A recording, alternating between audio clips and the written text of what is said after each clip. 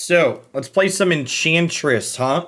We had a pretty powerful Enchantress effect printed in Modern Horizons 2. We have Harvest Hand here that says not only the typical when you cast an enchantment spell, you draw a card, but you also get to gain a life, which is potent. And then we have Enchantress's Presence. And then Solitary Confinement was another big upgrade to this deck that was added to Modern. So at the beginning of your upkeep, sacrifice this unless you discard a card from your hand. Skip your draw step. You have Shroud, prevent all damage that would be dealt to you. So we have Sterling Grove here, which is another card that was added to Modern from Modern Horizons 2. And this card gives your other enchantment Shroud. So kind of the lock is you get Sterling Grove set up with Solitary Confinement, and then your opponent can't interact with your enchantments. They can't interact with you. And you utilize things like Harvest Hand and Enchantress Presence to continue casting enchantments over and over and over again. We also have a copy of Greater Auramancy here, which gives your other enchantment Shroud as well. The real question is, how do we win the game? Is it just Destiny Spinner? Yeah, it must be Destiny Spinner as our win con, huh? We kind of bubble up, and then we use this to use the what's normally flavor text in Standard to be able to kill the opponent. And we've got a copy of Hall of Heliod's Generosity here to put an enchantment from the discard pile on top of the deck, so you can keep kind of drawing through playing enchantments and stuff. So let's see how this prison-esque deck works out in Modern this morning. Hey, Apples. Thanks for the almost 2 years. Welcome back. I'm gonna play Modern tonight. That's awesome.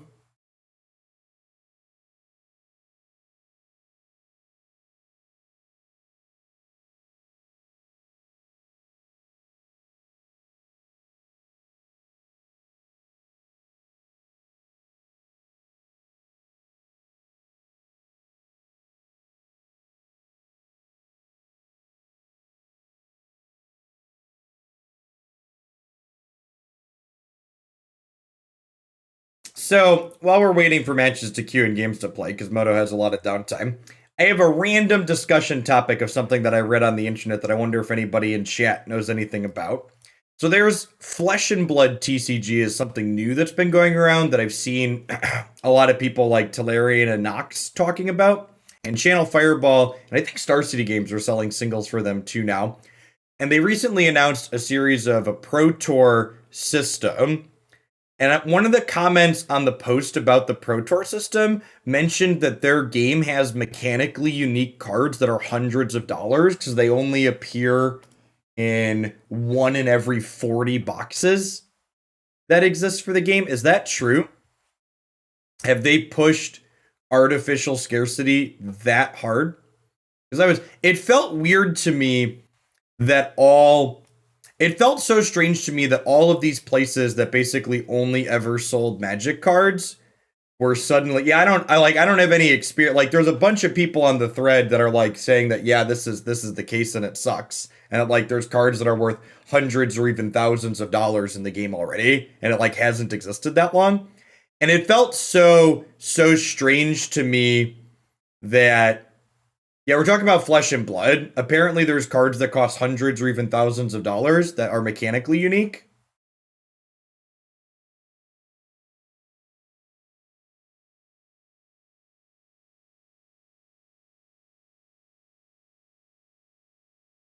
I don't know the actual rates, but yeah, something like that. I've seen CFB listing for cards that's like, okay, yeah, suddenly it all makes sense. So like, I didn't, something I had almost tweeted, but I decided not to at one point was, I genuinely couldn't this hand seems great, right? We go ramp into this into draw card. I genuinely couldn't understand why all of these places that typically only sold Magic cards and like didn't get into like Pokemon or Yu-Gi-Oh or any of the other card games. Yeah, these capitalism and secondary markets suck, chat. I'm really glad at now that my response to people asking about that was I just didn't have time for another boomer card game. But like that's super wild.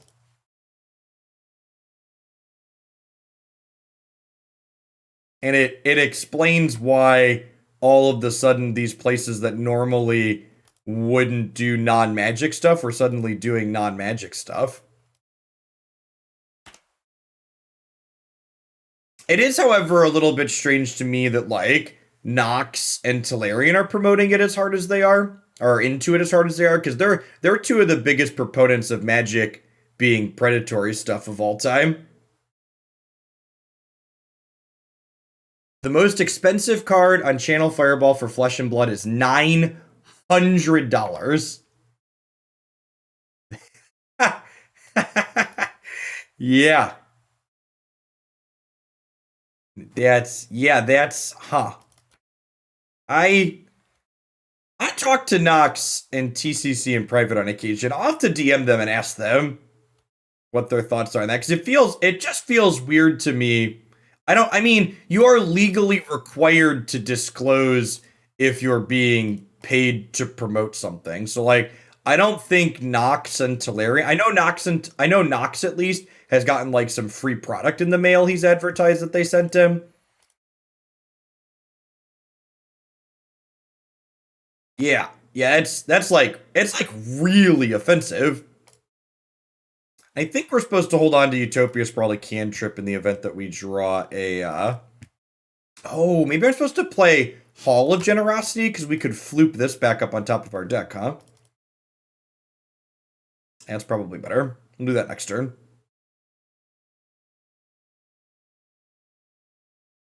The problem is you're thinking about it as a card game. You should be thinking about it as an investment. Big mood. All right, so we drew Blood Moon. So I think that means we just do Blood Moon things now. Because my opponent has one basic.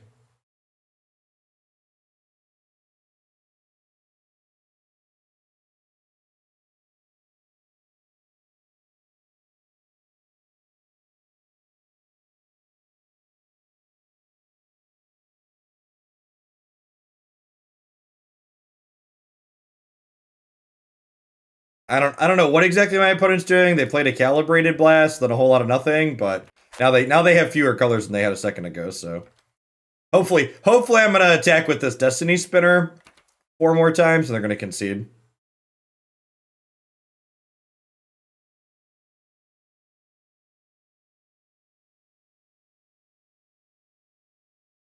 Wait, they're blasting my face? Really?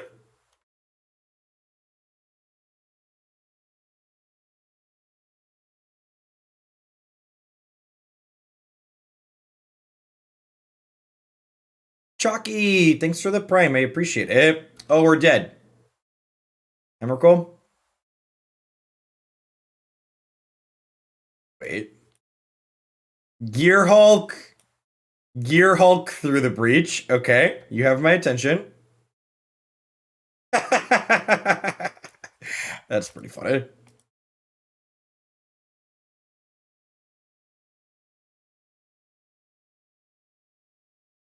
Uh,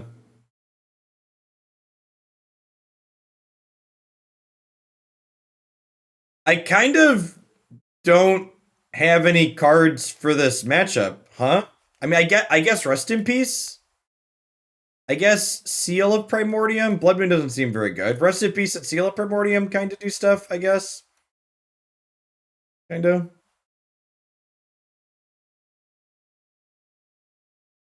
At a game score I work at, we cracked a bunch of Flesh and Blood and opened multiple $600 cards, and they were all sold the next day. Man, that's crazy.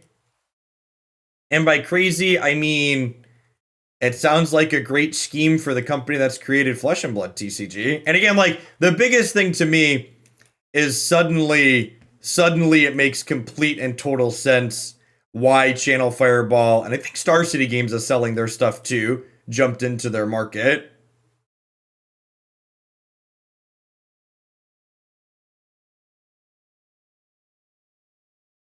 That's super gross and scummy. Like, yeah, it's awful. And again, like those $600 cards, they're mechanically unique, right? Like there isn't a $20 version of that same card that you can play. It's like the $600 version is the only version to have.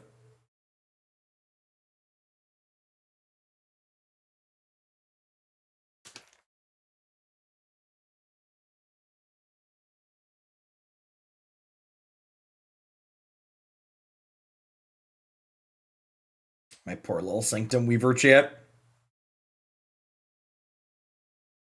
BRB created my own card game, something like that. All right, we got our card draw set up. Flesh and Blood isn't the name of the card game; it's the cost to play.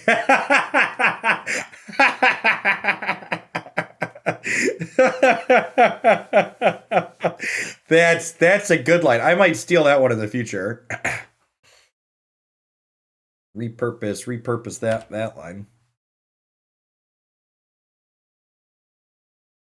Let's create an NFT. I mean, you say that as kind of a joke, Ross, but in case you're unaware, there are like dozens at this point of digital card games that are built on blockchain. I can't tell you, like, I frequently get emails from people looking to promote their game, and I can't tell you how many people I'd have to tell to fuck off into the sun because they're trying to get me to promote their new cryptocurrency, basically. Get that crap out of there.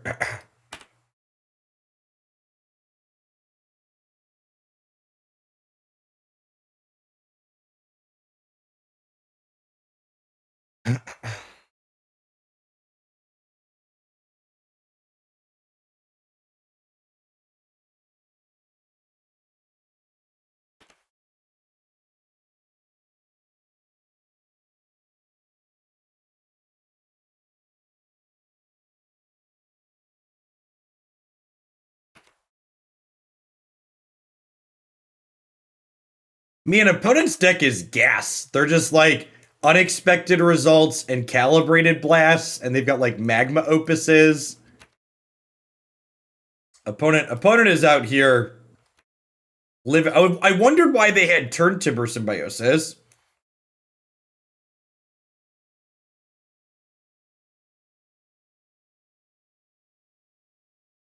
Yeah, but so the thing that's important to acknowledge, DJ, is it doesn't matter if the expensive mechanically unique card is only a small upgrade. Like, think about it this way. It's imagine if Lightning Bolt cost $200 more than Shock. And someone in Modern was like, well, you can't afford a playset of $800 Lightning Bolts, but Shock is mechanically very similar. It's just a little bit worse. Just play Shock instead at the Grand Prix you're going to, or the Pro Tour event you're going to. Yeah, so like dual lands costing 800. Yeah, I mean that's actually a very realistic comparison, right? Look at dual lands and Legacy, right? Imagine telling someone you're going to a Legacy Pro Tour or a Legacy Grand Prix, and you should just exile target. I'm just gonna go ahead and cast this to cantrip it. And someone's like, Jeff, it doesn't matter. Just play this other card. And it's like, well, what if we didn't? Do I play Solitary Confinement this turn? Am I set up enough? I think we're set up enough that we can kill them with this, right? I think we play Solitary so we try not to die next turn.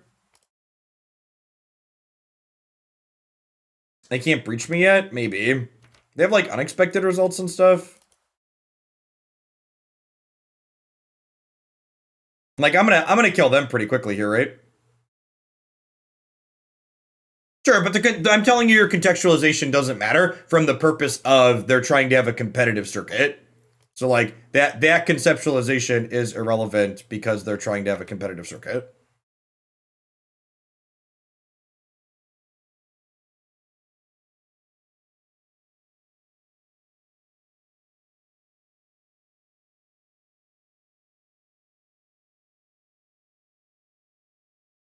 Well.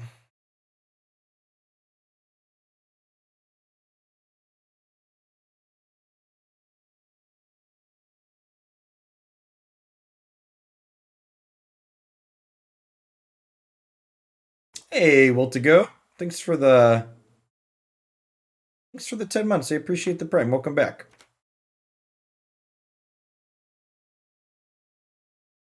Well, we're doing stuff and things, chat.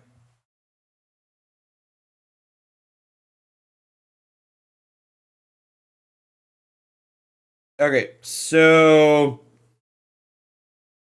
I think I want to get all my mana set up. And then next turn, I can sack a Sterling Grove. This is no card forest. Next turn, I can sack a Sterling Grove to go get a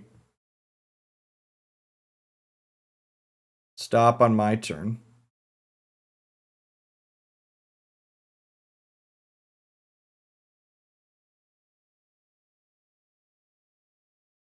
To get a Destiny Spinner to kill them.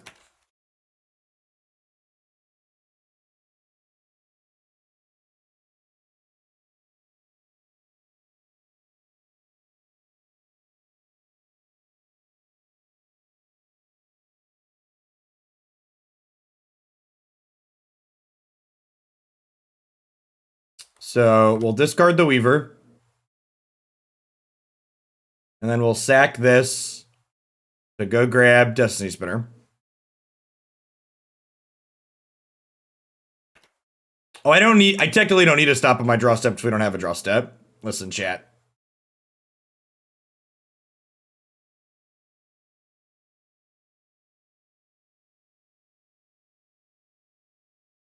That's fine. I figured it out eventually. Doesn't matter. Stepping for how much? Casual 13, no big. Does this untap the land? Target land you control becomes an XX. It does not. So I should just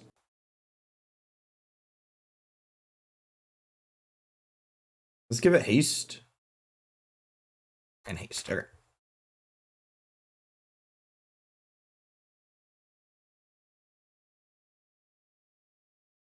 So 14 by 15 mana. So if I cast this, I'll be able to activate this 3 times. I want to try and draw a third land to attack with, just in case they have a piece of removal. Yeah, we technically have lethal as is, but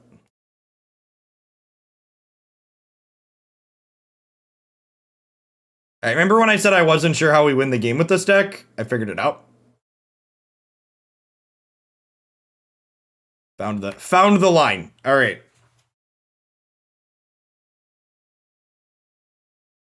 Okay, good. Got it. I'm glad we had our deck kind of flopped around. It didn't do much in that first game, so I'm glad that we had that game there. Well, Leyline of Sanctity's here. Banishing Light and Oblivion Ring don't seem very good against what they're doing. I guess they are technically flooping things into play, huh? But I have Anthenice. They have the stupid deal damage to our face. I feel like I don't need 6 pieces of removal for what they're doing. Anthenice is nice as just a cheap enchantment, though. The Leyline of Sanctity's in. They could have Thoughtseize post board, too.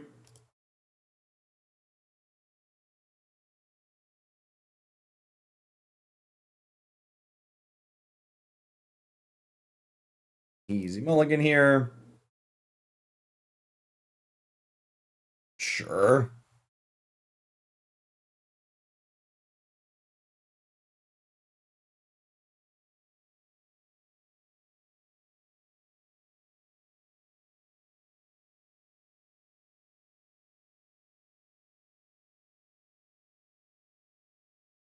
Commander is finishing in 2 hours. That's not true.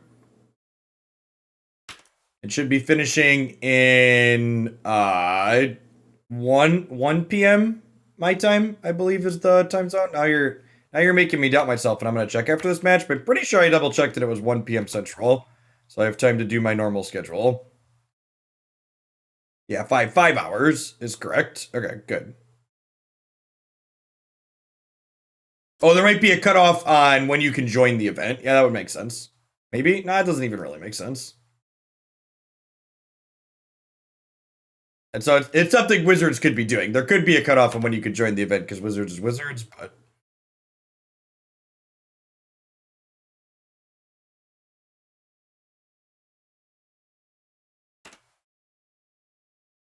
you like Dryad in this deck. I mean, I haven't felt like I needed to play a bunch of extra lands.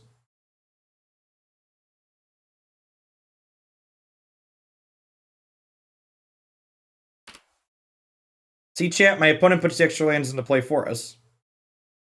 We did finish Ratchet and Clank, yeah. Yeah, so those games are always really well done, but they're shorter. They're shorter. It's like 9 hours, I think, was my playthrough start to finish. Top 4 cards in your library, put in your hand, put the rest of your bin, you gain life equal to the greatest power among creatures put into your graveyard this way. That's cute.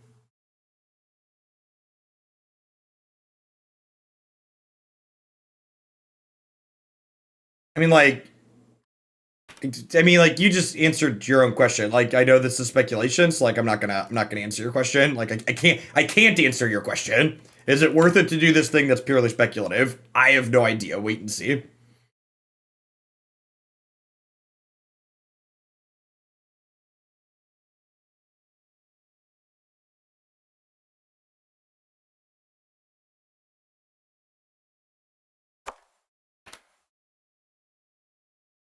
Reveals nature's claim with unexpected results. Yeah, get out of here.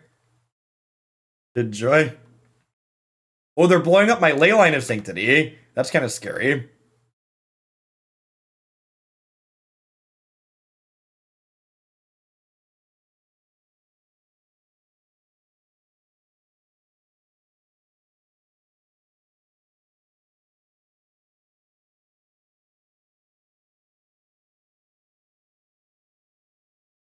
I think I'm holding on to the other Sprawl here. In case we draw something that draws cards.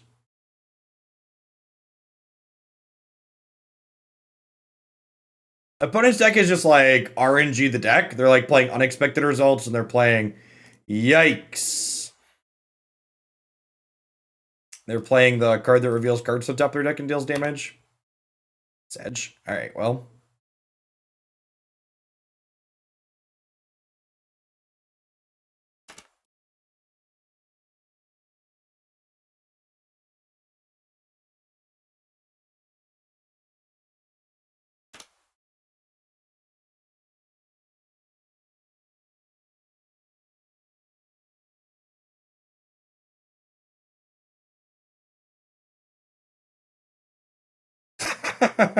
Sure. Sometimes you roll Emrakul with your unexpected results. Got me. On to the next one.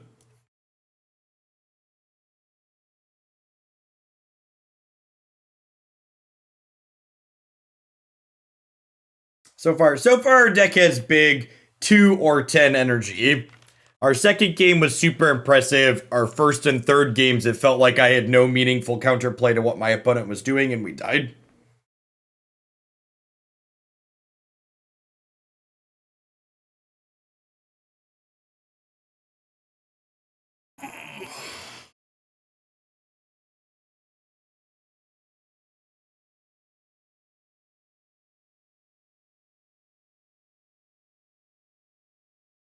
Hopefully it ends up being sweet. So far it seems a little medium.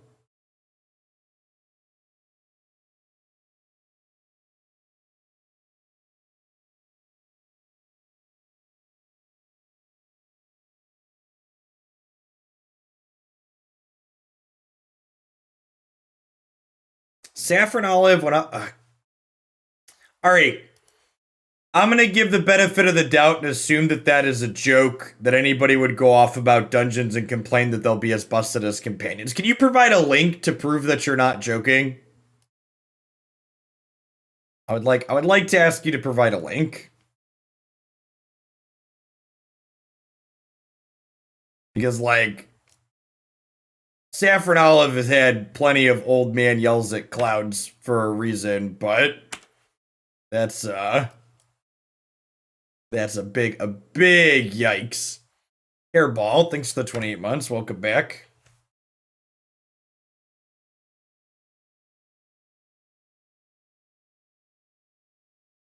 It's like, put this ignoble on ice. So.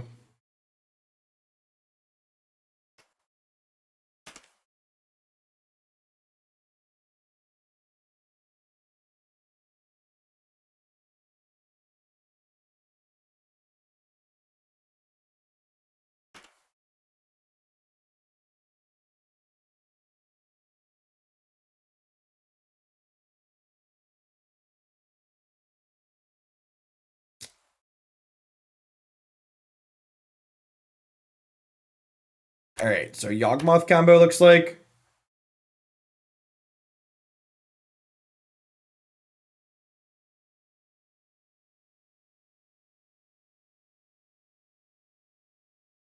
I mean, it doesn't really matter how strong dungeons are, they're all free value. That's not true.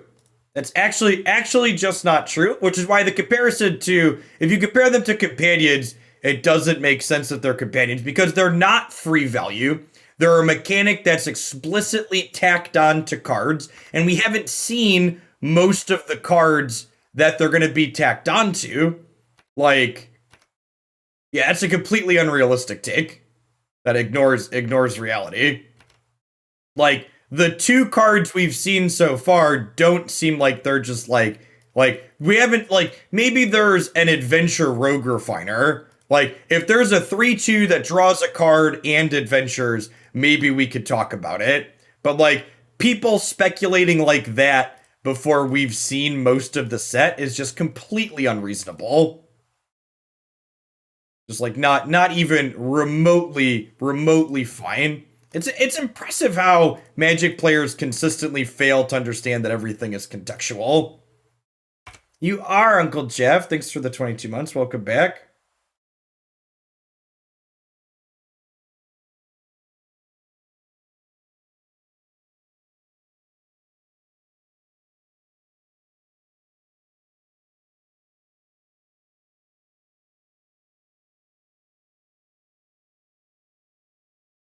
So chord for 4 means we're dead. That's a sweet chord art. I don't think I've seen that one before. So for people that haven't seen the opponent's deck before, when they get Gerald's Messenger plus Young Wolf plus Yawgmoth, so long as their life total is higher than ours, they get to kill us.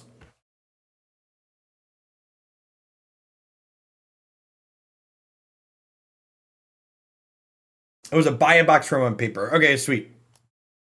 So rest in peace. Interacts with their deck. Gerald's Messenger is each opponent, right?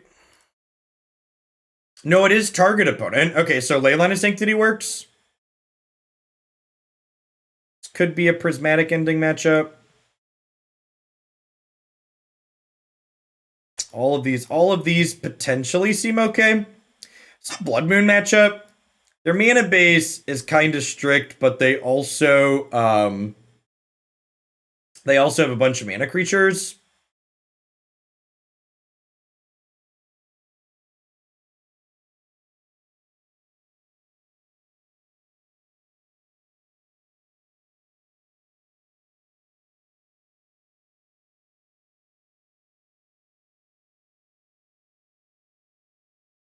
The problem is just like look at how many cards that seem.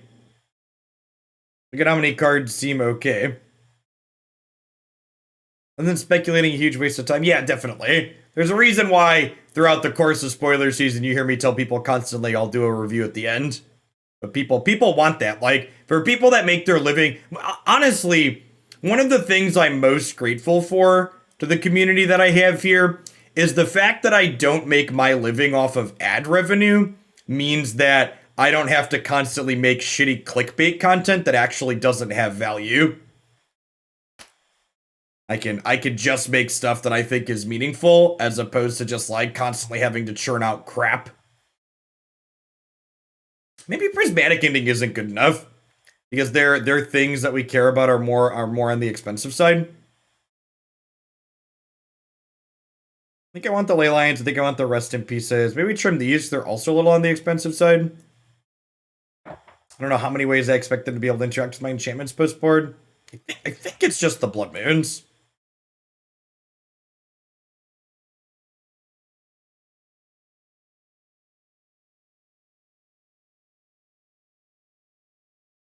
Are there really people making rotation? Listen, if you need to make a deck that's rotation proof when rotation is still half a year away, standard is too expensive for you. You need to play a different format or a different game.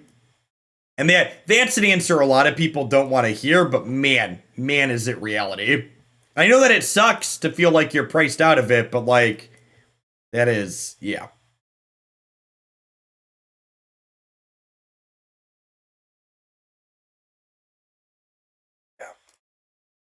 Casual Magic's great. Play some casual Magic.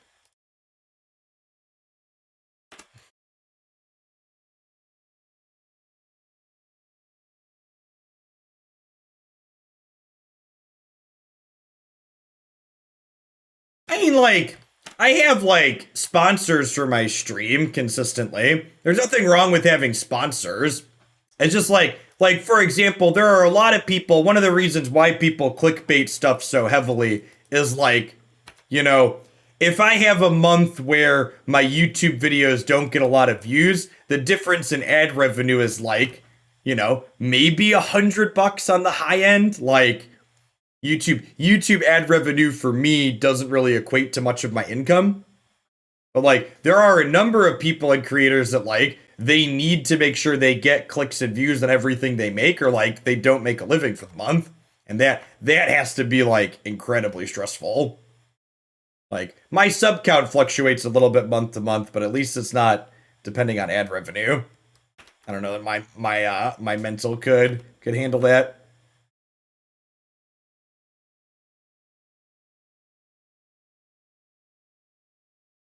I just like cantripping these abundant growths. It might also be right to just like on thin ice the Essence Warden.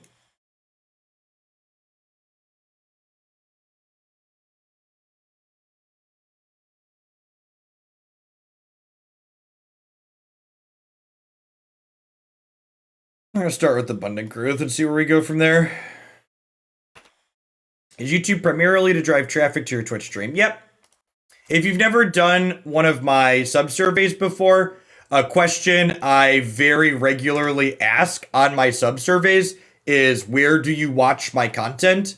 And a third of the people that subscribe to me on Twitch watch more of my content on YouTube than they do on Twitch. And another third of them say they watch equal parts on Twitch and YouTube.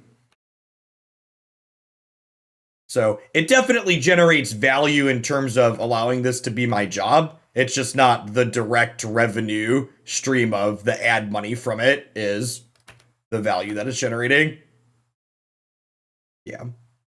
So I don't intend to like get rid of my YouTube channel. It definitely creates value and is good for my content. I just also don't need to constantly clickbait stuff to make sure like if people that like my content see a deck video and they're like, I don't care about that deck, it doesn't bother me if they don't click on it because like the ad revenue's whatever.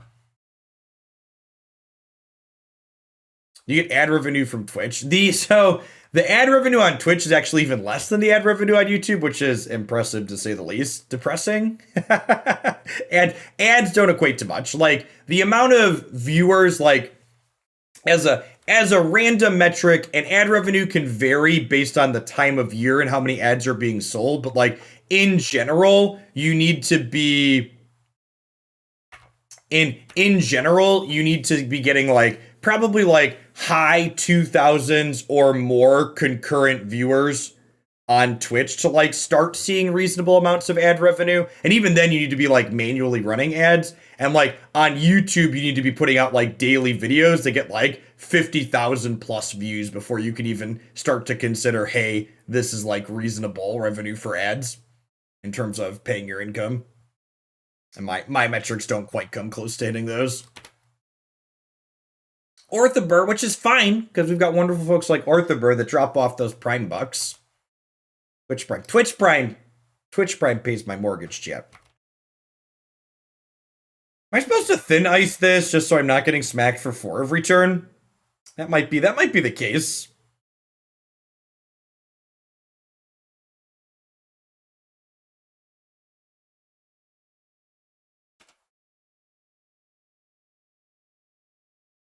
So I don't think this is currently better than a random.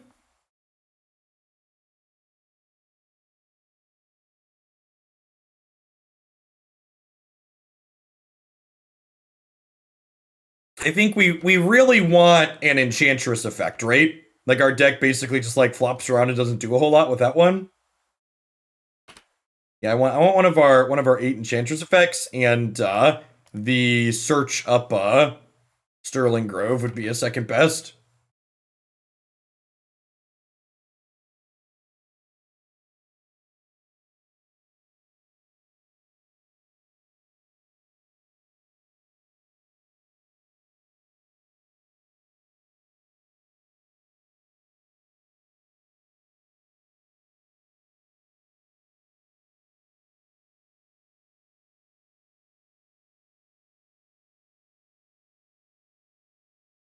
So we're actually just dead next turn.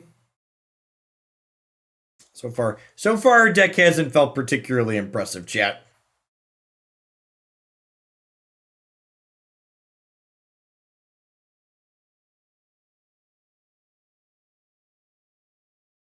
With 6 mana, we can lock it out. Jeff, I went and roughly calculated the price of a current Flesh and Blood meta deck, and if you manage to find the cards, the normal price will cost you around $1,600. Well, I guess we cast this as Fog, right? That's the line.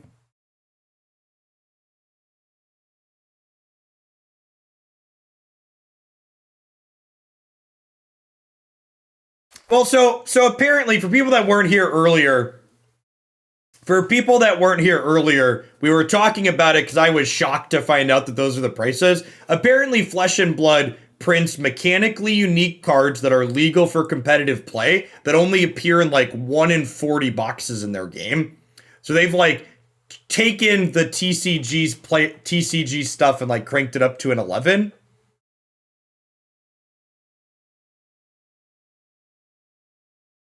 We were talking about it because I always thought it was I thought it was really strange that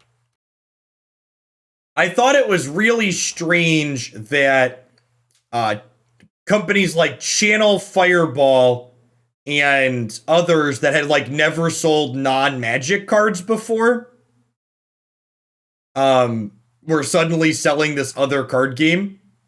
And suddenly hearing that these things exist at these prices, it's like, oh, this is why Channel Fireball got into this. They're making money opening loot boxes. Is it a money laundering scheme? Asking the real questions. So now my opponent's got Yawgmoth and they can draw a bunch of cards. They have like a Rexage here or something. Or a Chord for Rexage and then we die. Evolution for Rexage.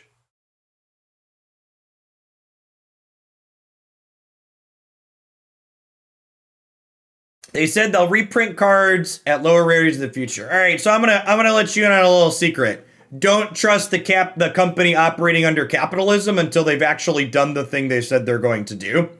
It's like Wizards of the Coast, right, chat? Wizards of the Coast tells you they're going to reprint fetch lands, and they technically reprinted fetch lands. Yeah, we die. We died as a poor cut through plus attacks here, right? Oh wait, this doesn't stop this from draining us out. That's hilarious. It doesn't target. And it doesn't deal damage. This deck seems fucking awful, chat. It's like when Wizards tells you they're gonna reprint fetch lands. Like they did, but like those fetch lands aren't ultimately gonna end up cheaper in the long run. And the other thing is too, when they tell you they're gonna reprint these cards at lower rarities, they knew what they were doing when they decided to put 1 copy of a card per 40 boxes. That wasn't a mistake. That wasn't an oopsie poopsie, we created a card that was worth hundreds of dollars because people are chasing it. They didn't do that by accident. Yeah, definitely Food Line.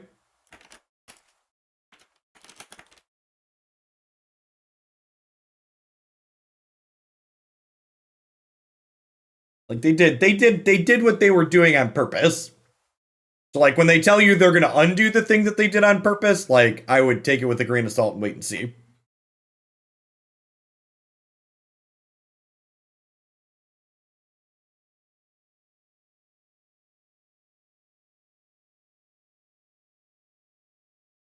Yes, we've made it to the O2 bracket, chat. My body is ready.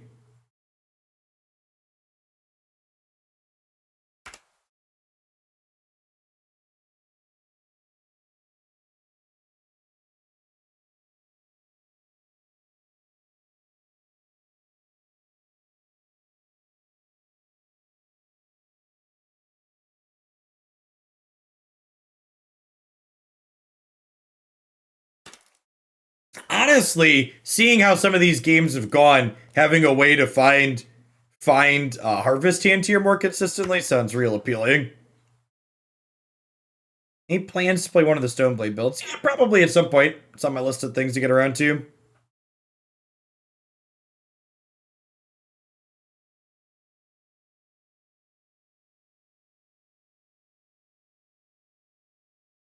That's a perfect draw.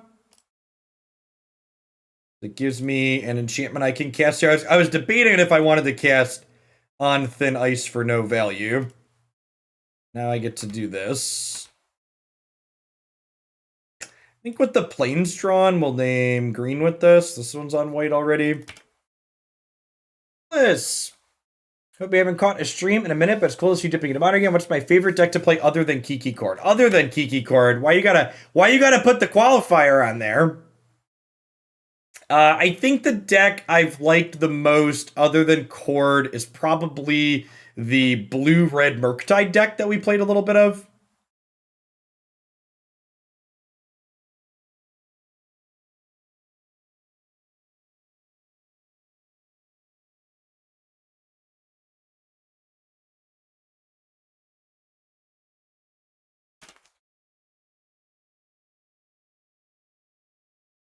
We played Yawgmoth Cord was also good. If I can cheat and name a different Chord of Calling, cheat a little bit and name a different Chord of Calling deck. Yawgmoth Cord, the deck we just lost to with this, is also very, very reasonable.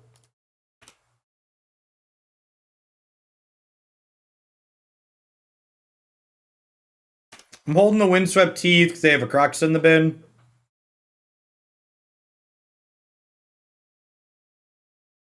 And this is solidly feeling like, these synergy decks always feel. Our opponents have played a couple of interactive cards, and our deck's kind of just fallen apart and been a bunch of individually weak cards because our opponent had the audacity to interact with us.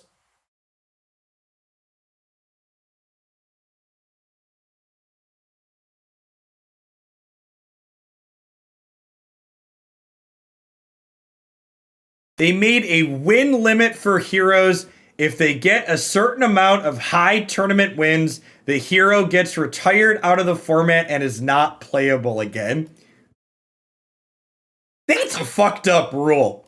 Man, the more I've largely just ignored Flesh and Blood TCG because I don't expect to get into another boomer card game. But the more I hear about it, the more that it's just really? That's a decision. Delver of Grixis. I almost played a Grixis Delver deck this morning, but speaking of Murktide region, MTGO Traders was sold out of Murktide regions this morning, so I couldn't get them.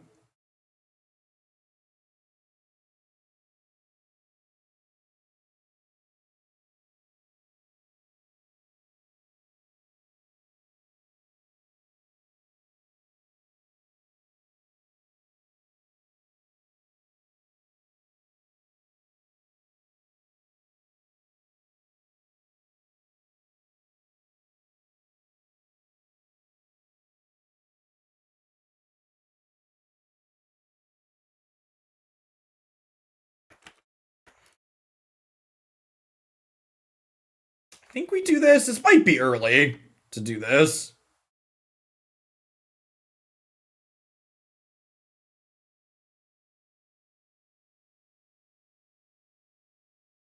It doesn't ult till 7, right? Yeah.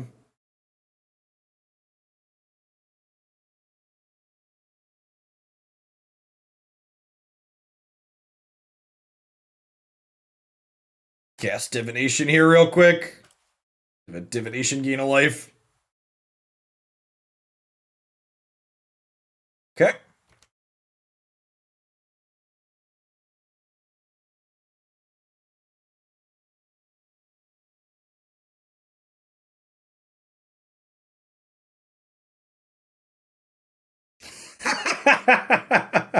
Oh, Posy. I will say I'm probably gonna break my no other paper boomer card games rule when the Digimon card game finally has English cards available. I've been checking Cool Stuff Inc. for English starter decks for that game, and they've been sold out. I grew up on Digimon. You better believe if there was an option to play paper or digital Digimon, we'd play some digital Digimon on this stream.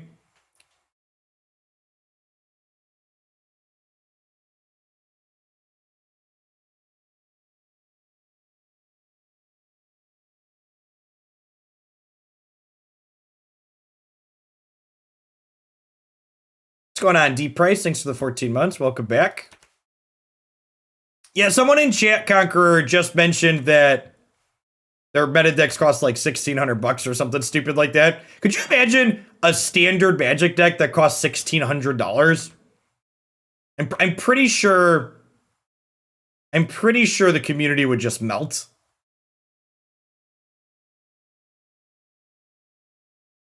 I mean, and honestly, kind of rightfully so. Was Caw-Blade even $1,600? No, I played KTK BFC. The decks were not $1,600. That's some fake news right there. They got up to like $1,000 with fetches and Jace VP, but they were not like, that's like 1,600 is like 50% more, chat. Are we searching up Harvest Hand and drawing it? I don't know. Is it greedy to just like cast Solitary and see what we draw here?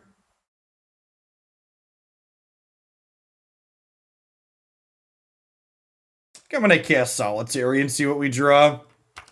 Yeah, but Kiki Cord wasn't a standard deck.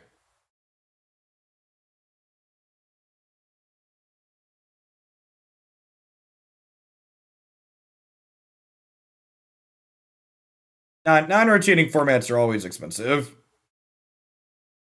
Not to say that that's an inherently okay thing, but like it's not fair to compare modern to whatever else, really.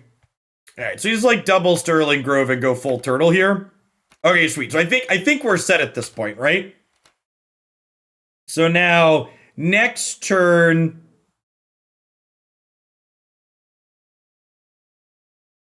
Yeah, Spinner's a decent hit. Am I sacking a Sterling Grove is the question.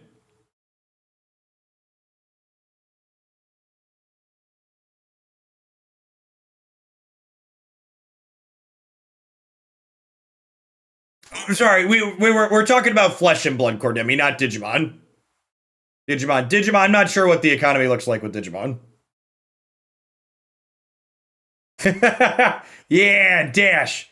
Deal combat damage to me, baby.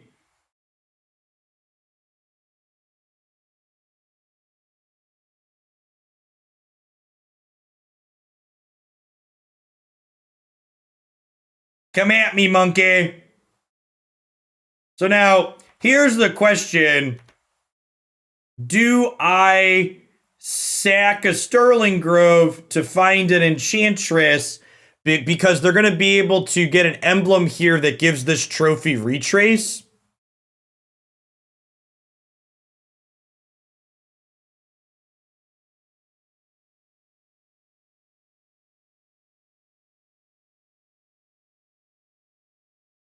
I could start with Abundant Growth and see what we get.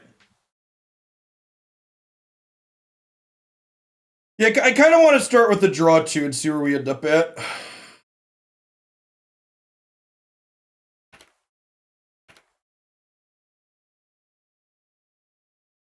Okay, sick.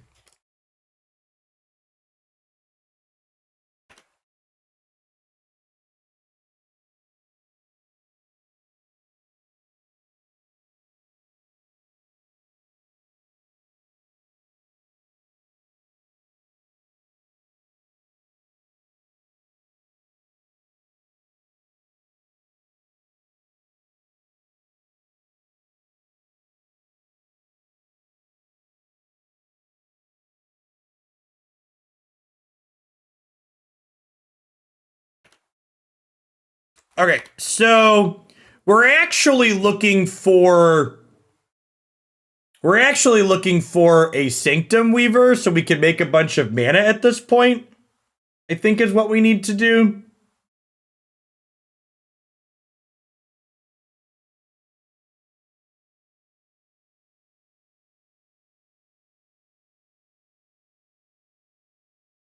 Well, the problem is I can't get it into play this turn, right?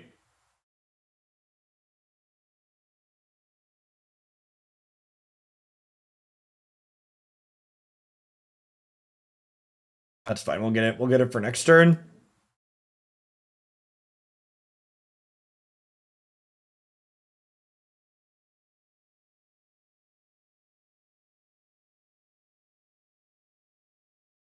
This is pretty unlucky. You gotta discard the hand size.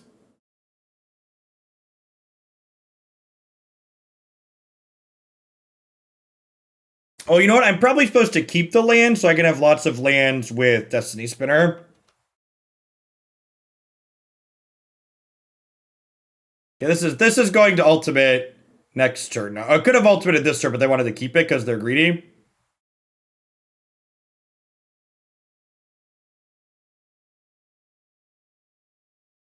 We have Shroud. All right, so this can't target us.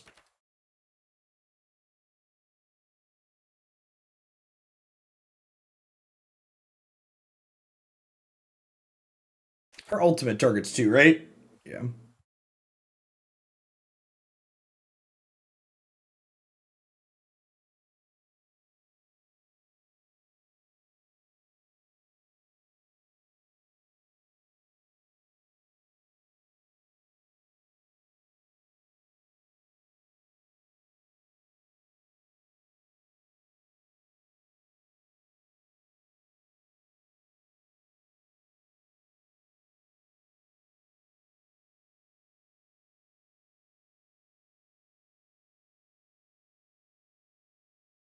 All right, they conceded Destiny Spinner.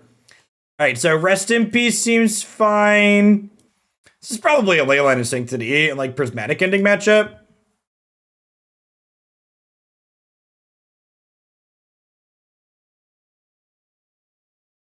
Cut Blood Moon on the draw.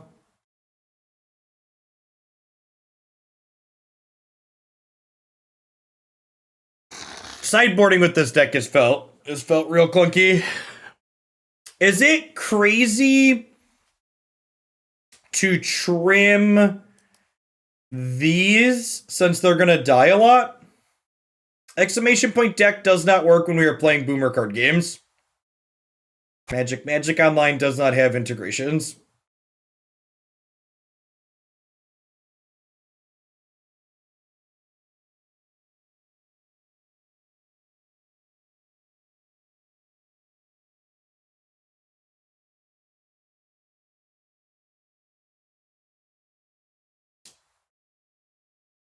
Maybe Rest in Peace isn't good enough.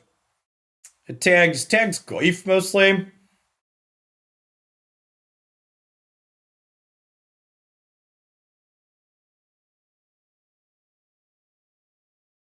Destiny Spinner blocks Monkey at least. Guess I'm on 60 already.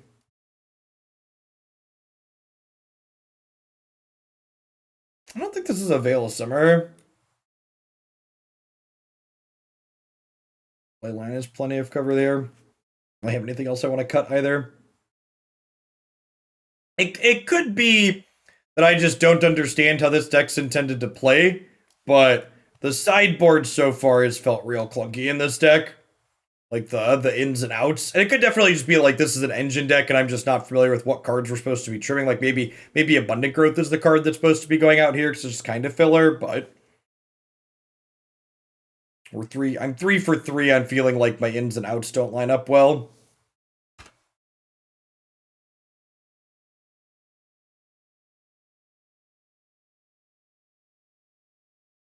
Is Jund the Grixis of Modern? Yes.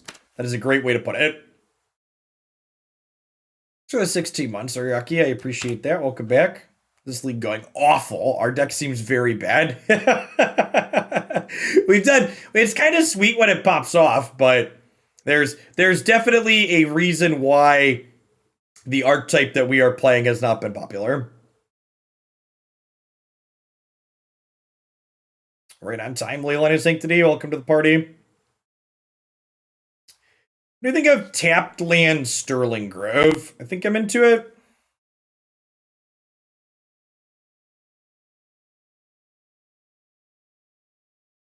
What's going on, Affirmation? To be fair, we haven't been doing much standard at all recently. Might dip back in next week. We'll see.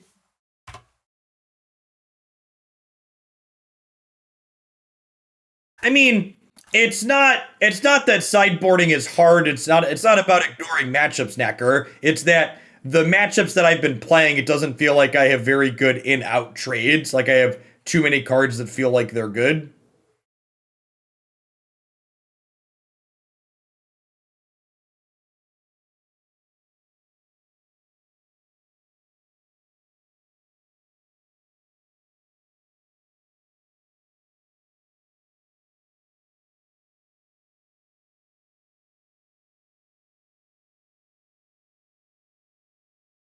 It could be right to lead on this, because it's a little more resource efficient for the turn. I could draw another 1-mana enchantment, though.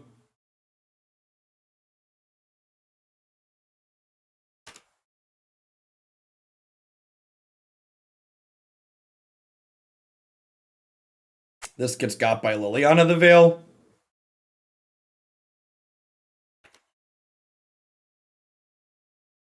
Honestly, with the second Harvest hand drawn, I think I'm going to trade for the monkey, rather than letting this continue to hit me.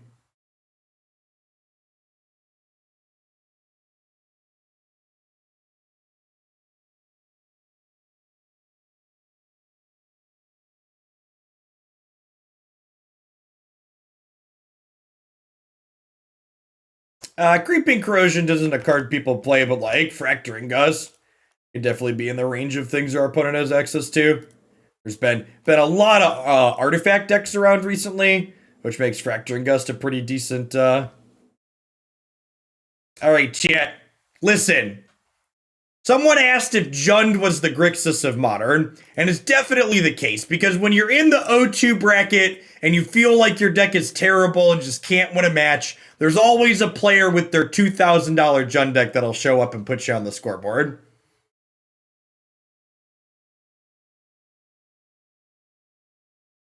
Hey, party rank. Let's get you that sword. Thanks for the entire year. Welcome back. But Jeff, Magic is a pay-to-win game, Jeff. When you spend $2,000 on Jund, you should win more matches of Magic, Jeff. Shout out to Jund for being the easy point two of Magic not being pay to win.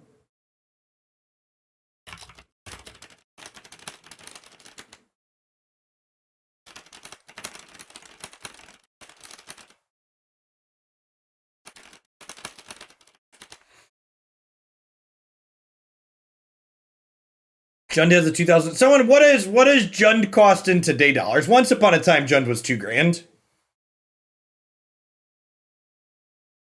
The best response to people telling you Magic is pay to win is asking them if golf is pay to win because you have to buy clubs, or if you know, football is pay to win because you have to buy protective gear.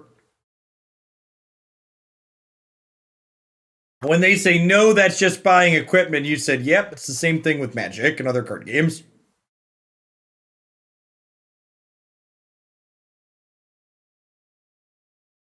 It's pay to compete, it's pay to play. You have to buy equipment to play the game. All of those things are fine. What people usually mean, and this is something we've talked about before too, people suck at describing their feelings. What people often mean when they complain Magic is pay to win is they're sad that they're priced out of what they want to be able to play. And that's a fine, realistic feeling. It's fine to be sad you can't afford the Magic deck you want to play. That's different than being paid to win. That's the first deck of the day. Yeah, so for people that aren't familiar with the schedule we've been doing one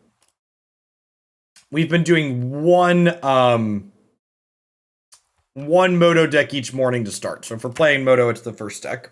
The only day we did multiple Magic Online decks was the first day the new cards were legal.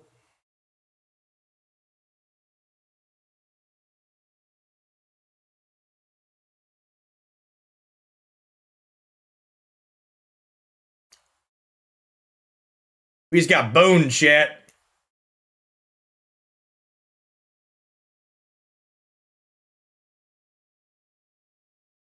I have a persist. Nope. Land.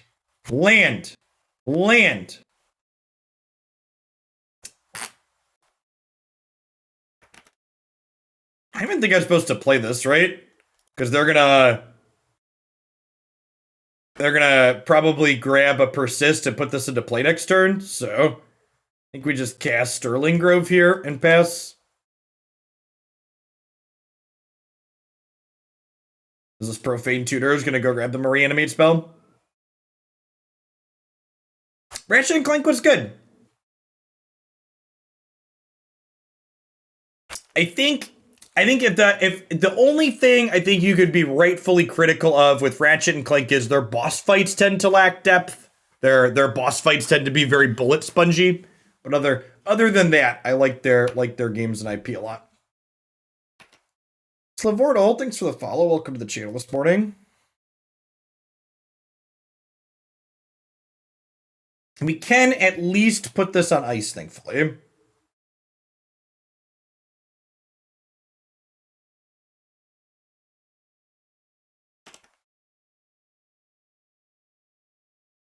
The enemy variety is lacking in Rift Apart. I don't know that I'd agree with that. I think it was fine.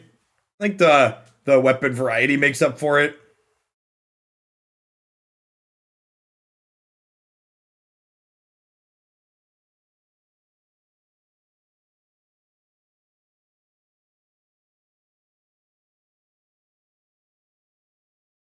I am definitely planning to play the new God of War when it comes out.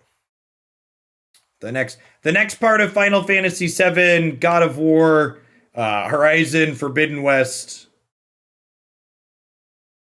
Well, I think we've died, chat. I think we've died. The old nasty Terasti here.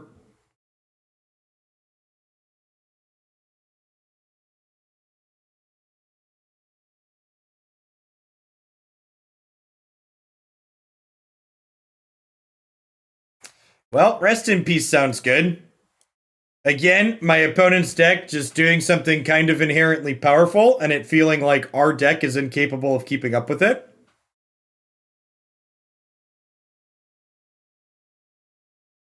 We don't have an official Horizon Zero Dawn Forbidden West or Horizon Forbidden West release date, but they did say in their last update that they were on target to hit their goal of 2021.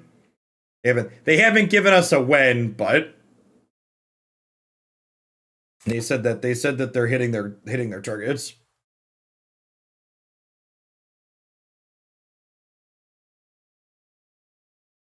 I have a list of games to try. Yeah, I keep a running tab in the stream queue of games I've purchased that I intend to play at some point.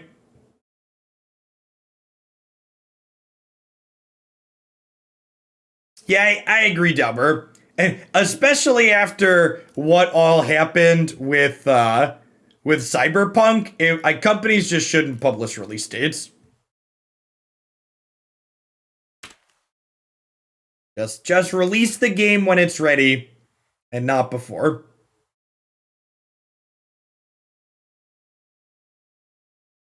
I should have brought in Leyline. They're probably a Thoughtseize deck, huh?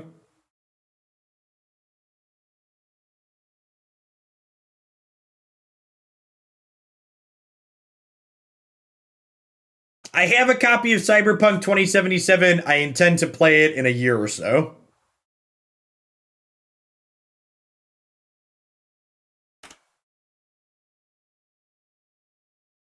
They Thoughtseized themselves, revealing Persist.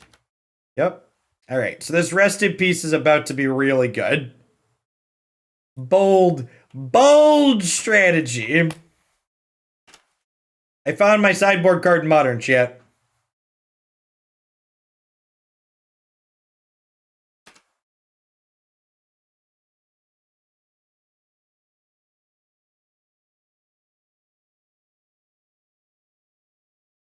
And now we'll give my sideboard card Shroud.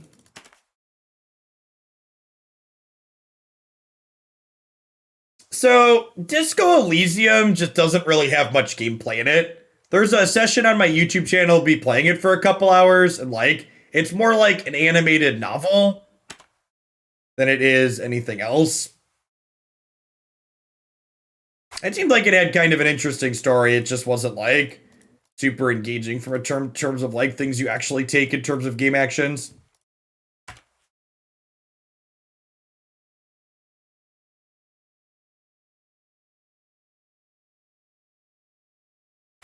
Oh, that's sad. I wanted that Destiny Spinner. That's how we were going to win the game. Maybe I should sack Groove. It's close.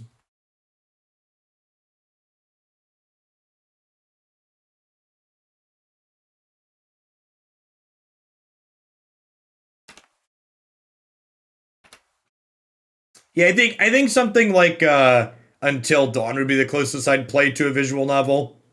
That's more of like a movie you play through. All right, so we're gonna fetch up Destiny Spinner here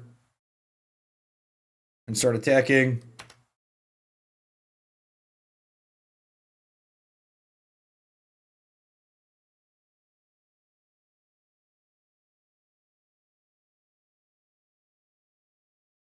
Look at that, 12 mana, chat. Just like we drew it up. 1 little, 2 little, 2 little, 6 sixes, 3 little, 3 little, 3 little, 6 sixes.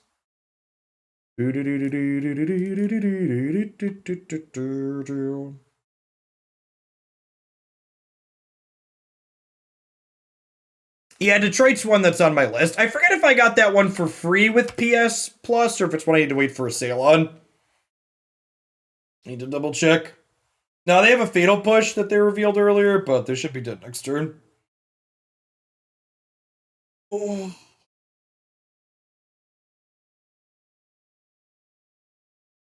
Pawaga, thanks for the 23 months. Welcome back.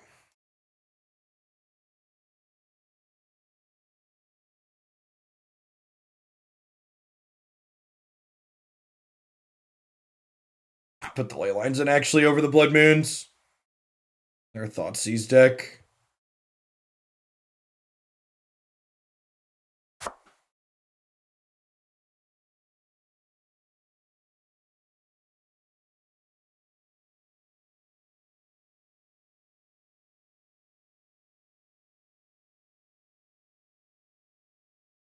He submitted 61. It's a good value play. This is fine. Doesn't have a Leyline, it's just like a decent hand. Has an On Thin Ice for their first their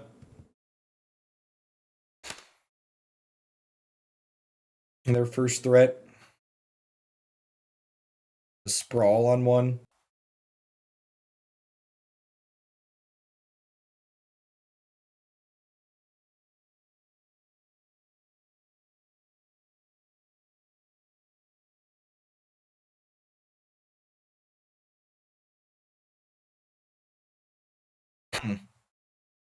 Yeah, I guess that makes sense.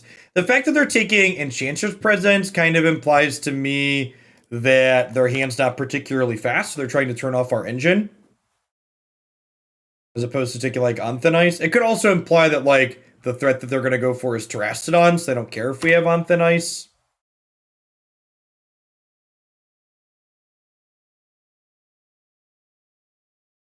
Definitely also be the case. Stoneforge Mystic. Fetch Batterskull.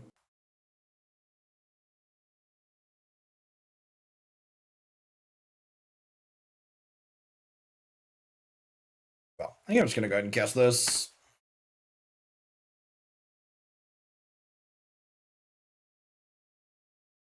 Can we make a command explaining to people that the time that the Brawl event ends and the time you have to join the Brawl event are different? Because a lot of people don't seem to understand that.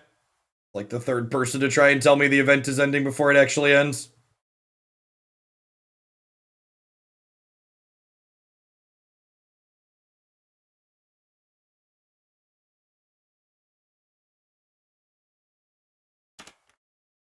Generally speaking, I try and be prepared for my job. So like when I set up a schedule, usually I check and make sure I can actually have that schedule. Little Jelly Bean, thanks for the follow. Welcome to the channel this afternoon. Man, so they just like boarded into like black white mid range. Wild.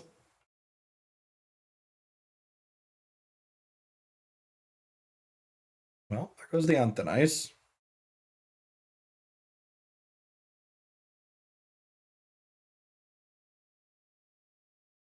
There is some question of will there be enough people who have already joined the event that will be able to find matches as it gets close to when it closes out. Could be a concern, but we'll see.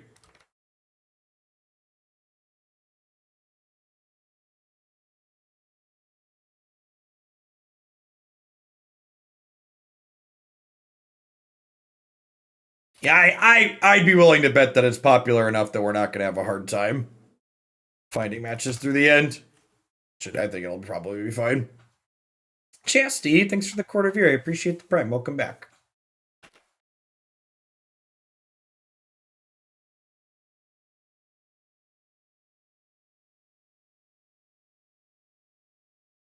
You're about to get them burial rates? So their last card's Batterskull, right? Yeah, okay. So they still have some reanimation in their deck post board, looks like.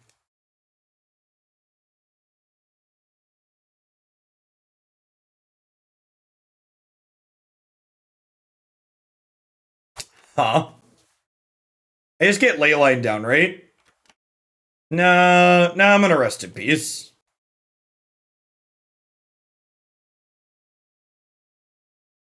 I want them to like peel, persist, and get me. It's less resource efficient, but I think this is correct.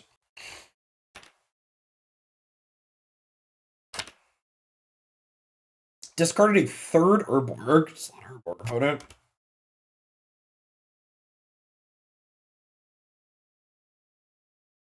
Nice. Get to do this. We get to do this. This means Liliana can't target us to make us sacrifice this. So we get dodge a removal spell for a turn. We get to go Greater Auramancy next turn. So naturally they drew a removal spell. No, just Stoneforge. Deal. Oh, do they have a Completant in their deck? Completant's kind of scary. They do. Yikes.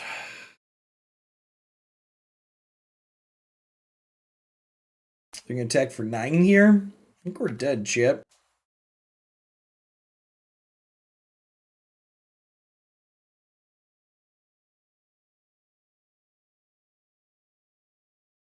Need a on thin ice and even need a solitary confinement, actually.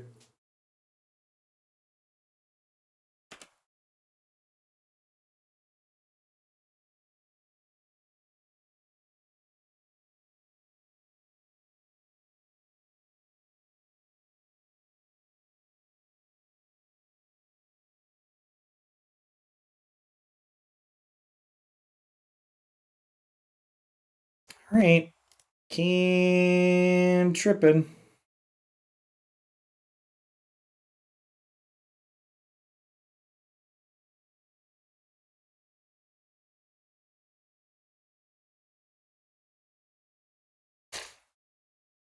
All right. Can we get the 2/3?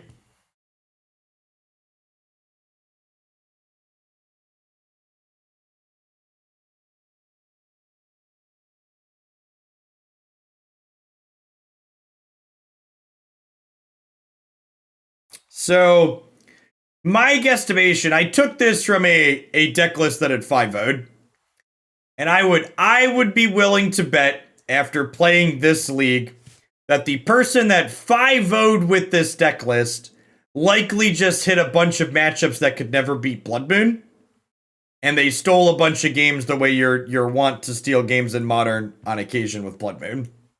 Because the actual consistency and power level of what this is doing seems just incredibly low. But that doesn't matter if you're punking people out in some amount of your matches. Blood Moon's a very messed up Magic card.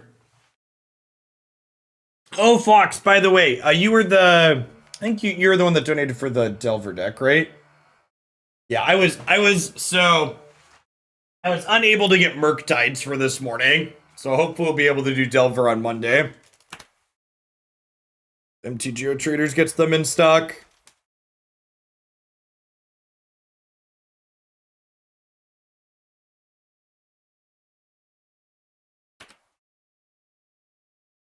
Ragu Triome. Hopefully this will be one of those ones that can't beat Blood Moon yet.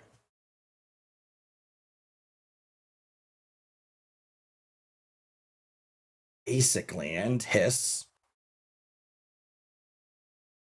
Bill Clinton. Kinton. Thanks for the 21 months.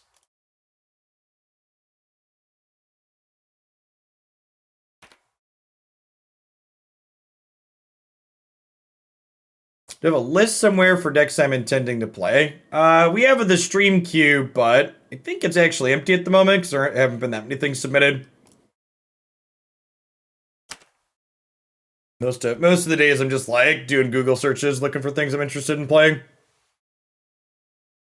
You don't really like that there's only 2 Solitary Confinement. Can you explain why? Because this has not been a card that I've wanted to draw in a lot of situations, and 2 has really felt like a very reasonable number. If I were to articulate a problem it feels like this archetype has from playing it, it would be that it doesn't feel like I'm able to get an Enchantress effect into play consistently enough. The issue definitely does not feel like I want more of this, because this card isn't a card you really want to cast until you've got your engine set up and going.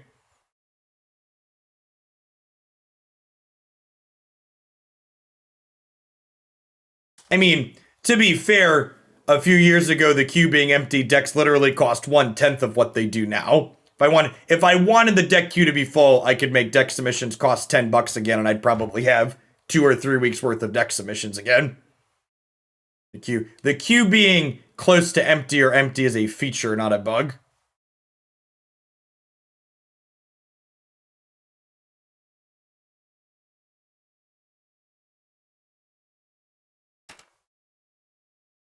Gun 3, thank you for the 16 months. Welcome back. Good morning.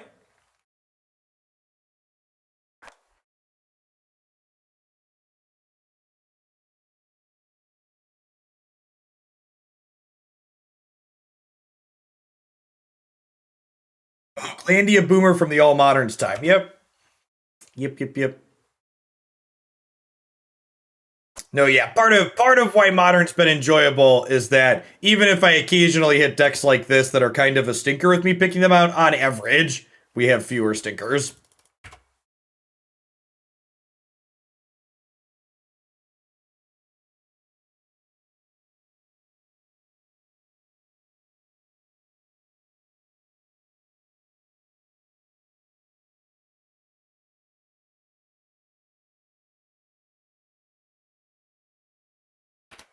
Jace the Wallet Sculptor.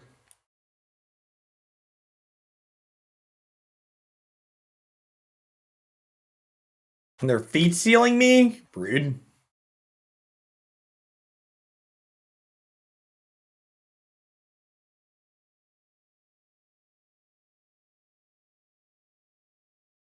I guess Brainstorming's not very good if they don't have fetch lands.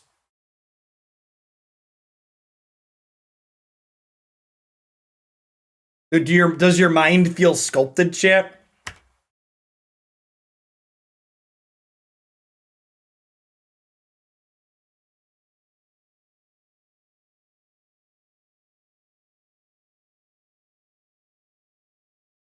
I might have been wrong to Blood Moon before I had a second basic forest.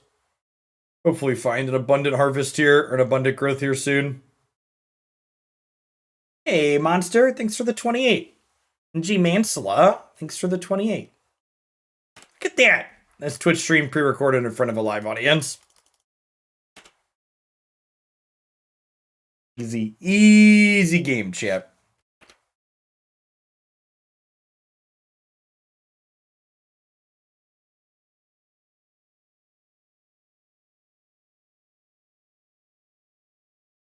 Wonder if Jace will just unsummon our Weaver here.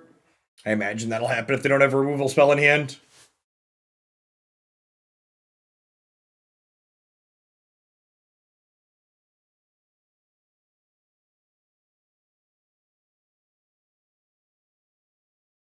I mean, to be fair, we're not really well set up for Solitary Confinement yet. you really need a second Enchantress effect to get rolling with that card.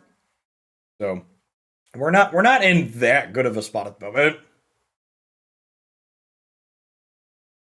I have 3 draws with the presence at least, so.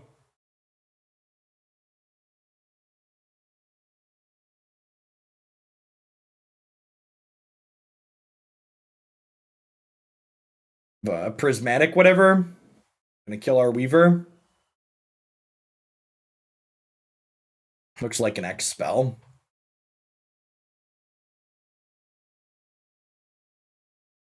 Sometimes you need to YOLO Solitaire this deck and get lucky. And so far, it feels like most of the time, that's what we're doing.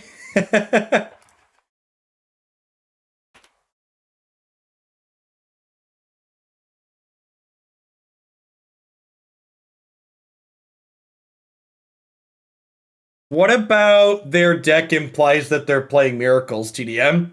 I'd assume they're a Stoneblade deck. Can you tell me what card they've played that's indicative that they're Miracles?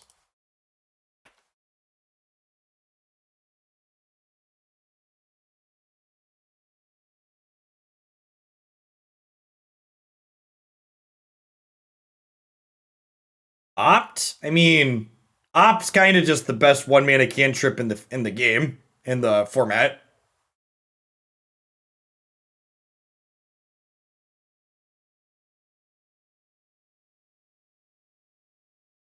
What's going on, Avery?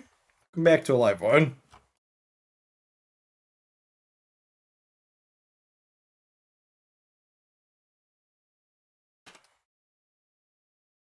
And again, without a second Enchantress effect, we're just kind of sitting here spinning our tires. Are we sacking Grove to find our Enchantress? I think so.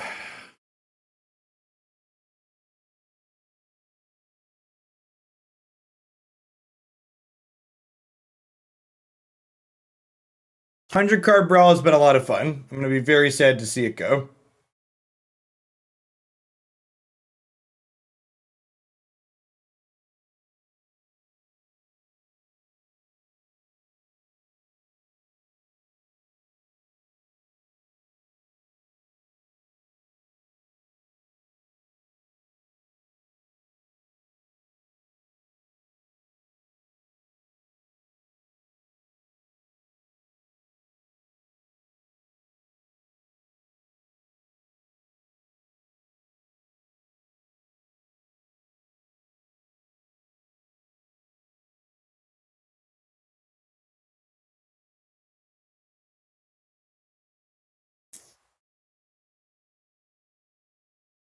Honestly, I think I just get Enchantress's presence so they have a harder time killing it.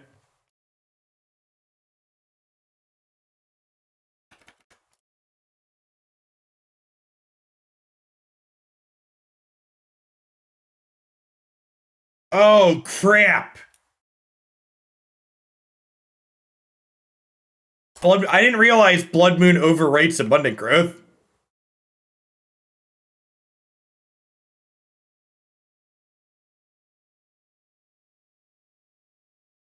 Hey, chat, probably not Miracles. That's a mistake people make really aggressively in these non-rotating formats. They like to try and make an assumption about what the opponent is playing when they just really don't have enough information to make a correct statement about it. And then in general, you do yourself a disservice by making assumptions about what your opponent is playing rather than giving yourself added benefits.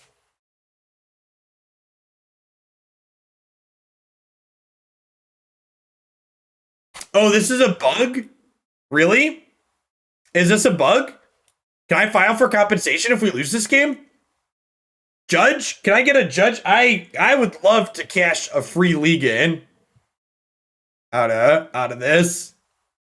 Because this league was looking a lot like I was about to set $10 on fire.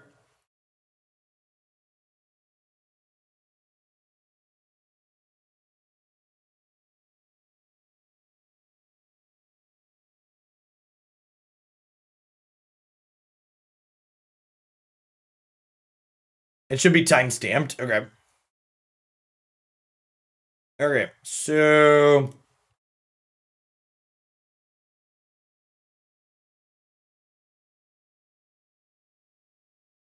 let's check and see. Let's cast this one.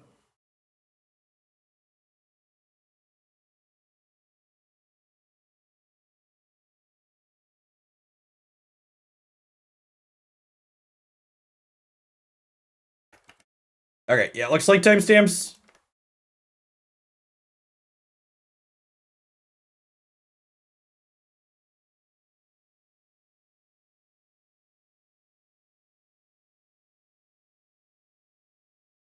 No free supper. Unfortunate.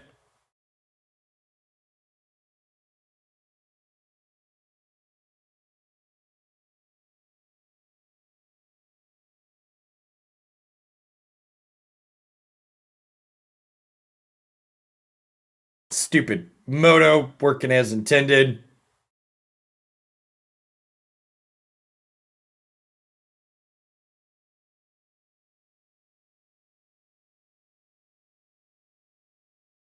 Okay, okay.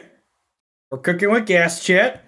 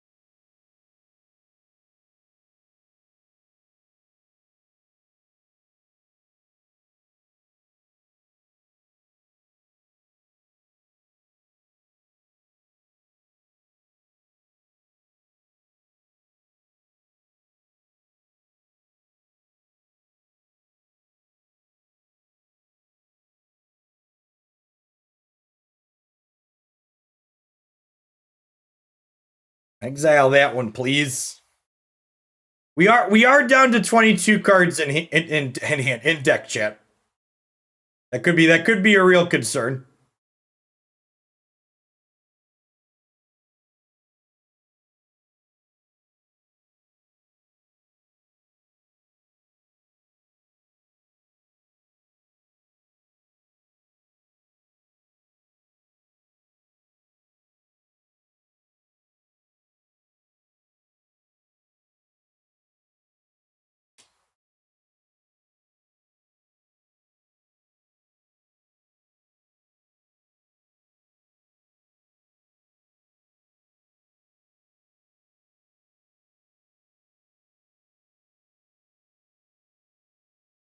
Yeah, this card does kill very quickly. Makes 11/11s.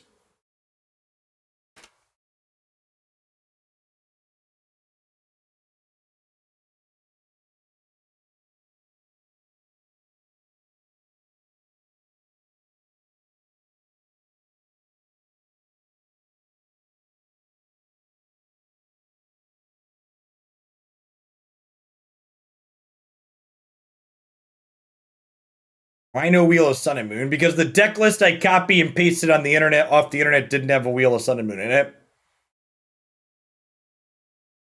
Because I am a dirty, filthy net decker, chat.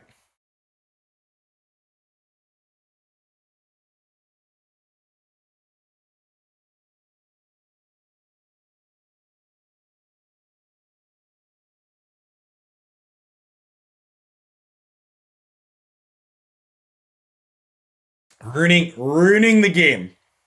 Confirmed. All right, so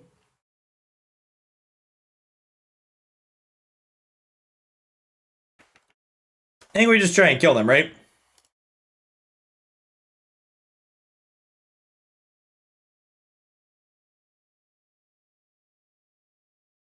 The deck list will be available in the YouTube video description this evening.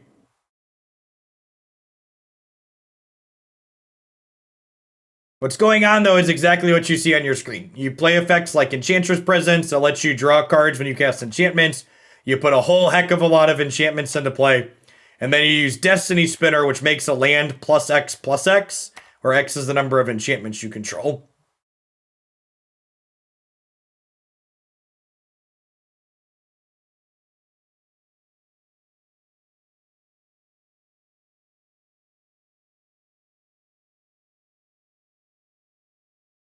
Well, I'm actually a mana short of animating another one, huh? Sedge.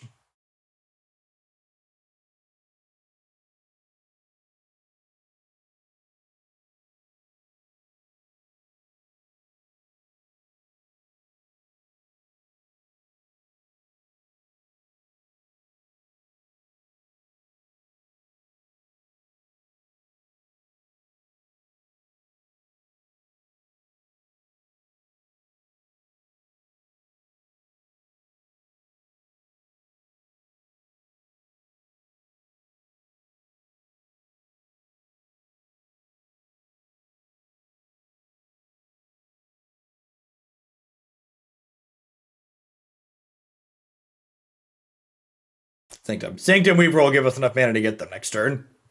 This has Shroud, and this has can't be countered currently, and it has Shroud once it's in play. So our opponent basically needs to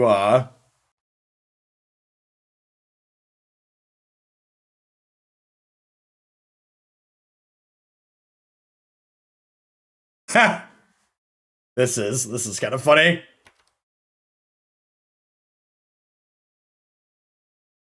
Clever.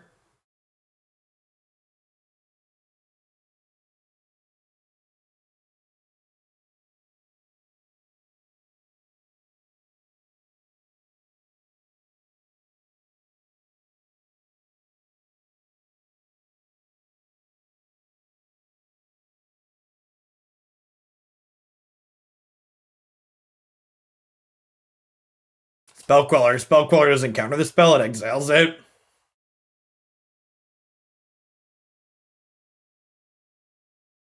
Definitely boarding Blood Moon out against this opponent. Was the net decking debate ever not a joke? Yeah, there's a lot of people that very seriously think net decking ruins the game. They're not people worth interacting with, but they exist.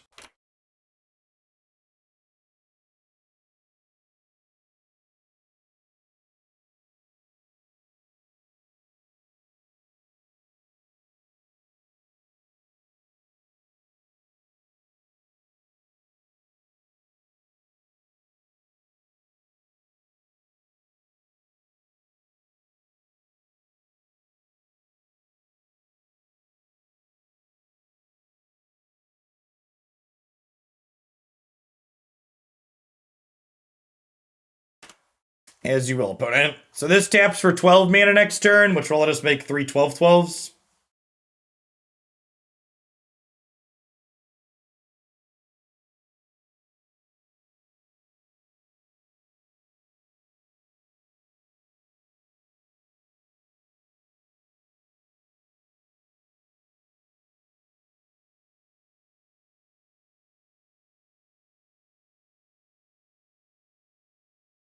What's going on, Hamblin? Thanks for the 2 entire years of support and for the very generous tier 2.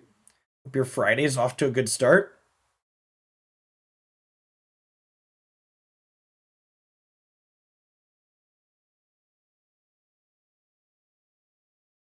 I suppose if they have a Snapcaster Mage here.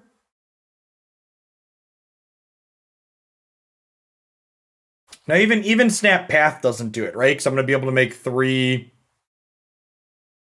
I'm gonna be able to make 4 12/12s.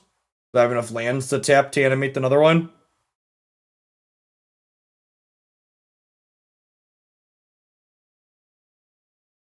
Snap Cryptic buys them a turn. It does.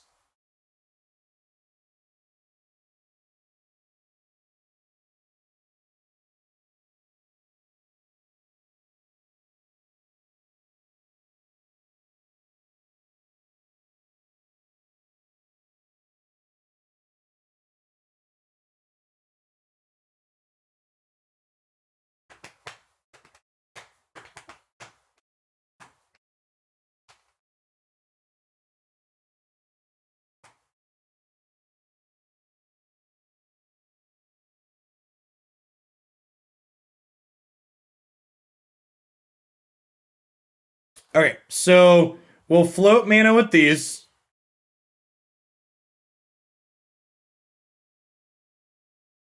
And then we'll animate this so we can still attack for 12 this turn, or 11 or whatever.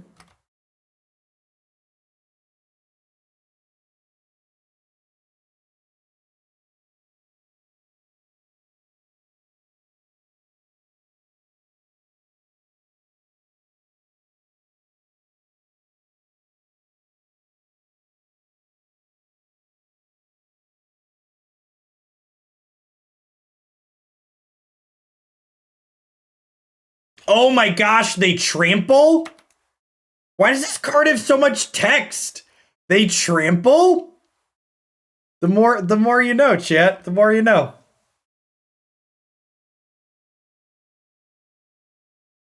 Oh, I did have Utopia Sprawl. Good catch. It wouldn't have been lethal, but that's a good catch. I forgot. I thought that was a harvest. I wasn't looking very closely.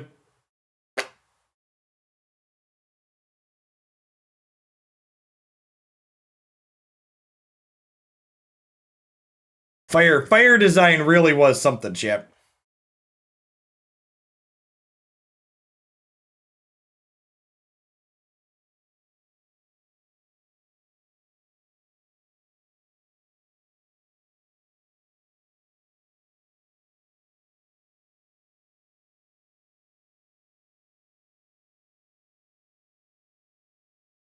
Oh, are we gonna lose because I didn't play another Sterling Grove? I'm gonna sack this to deny a card draw, right? But now Jace gets to unsummon my Weaver.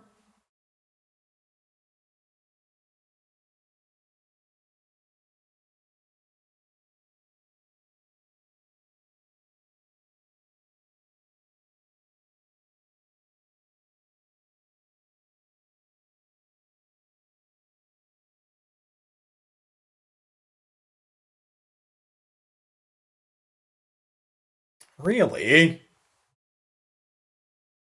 They just have another cryptic command?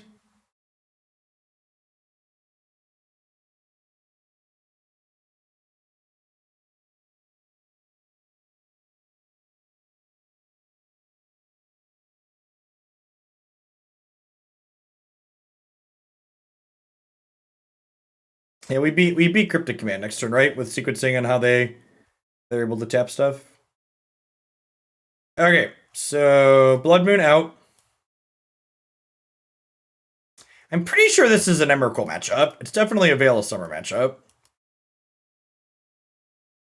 I don't think it's a Prismatic Ending. On Thin Ice is probably good enough just because of their Spell Quellers. It's a card they're definitely keeping it against us.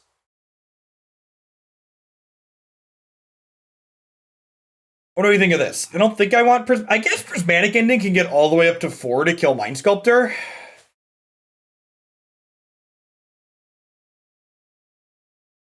Idyllic Tutor is just so much mana.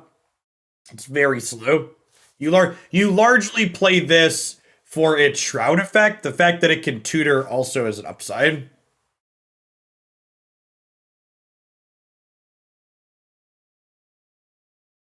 Maybe we'll split on Thin Ice and Prismatic Ending 2-2. Thin Ice isn't amazing against Cryptic Command.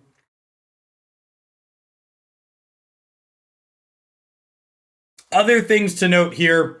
My opponent just lost game 1, and they currently have 10 minutes and 40 seconds on their clock with which to win 2 games. In game 1, they spent 15 minutes winning.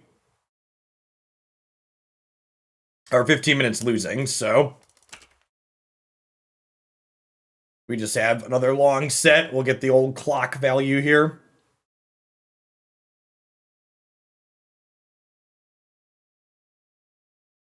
Listen, chat, there's a $5 riding on this match here, so if I gotta time my opponent out, I gotta time my opponent out. Daddy's gotta eat.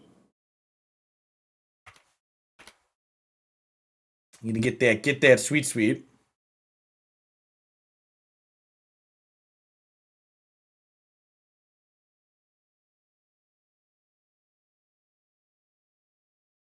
Dollar bills, y'all.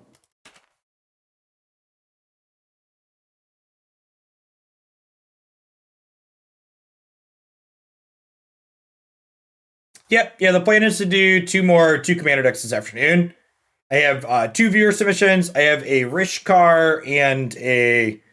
Oh, what was the other one? I'm blanking on the other one, chap. Rishkar and something else. Oh, Snapdax. Rishkar and Snapdax. King Caesar, baby.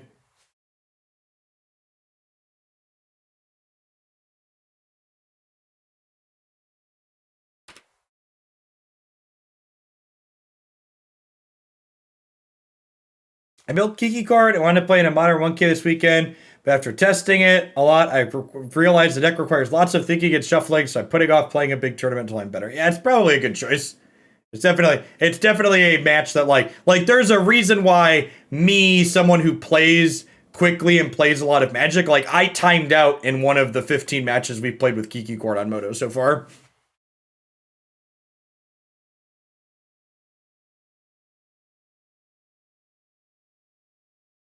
Lean on this because it makes future ones uncounterable. So if they have a counterspell here, they need to use it on her.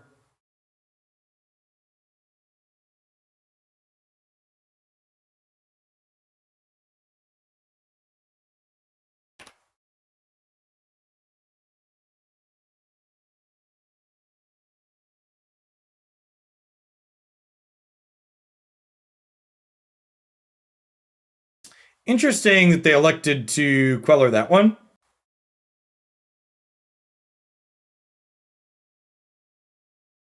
And they could still Queller my follow-up play if they wanted. Hey, Langdon, thanks for the 13 months. Welcome back. I appreciate it. So if opponent has like Path or Snap Path here for the Harvest hand, next turn we still get to go Weaver into Oblivion Ring, get my Destiny Spinner back, which seems fine.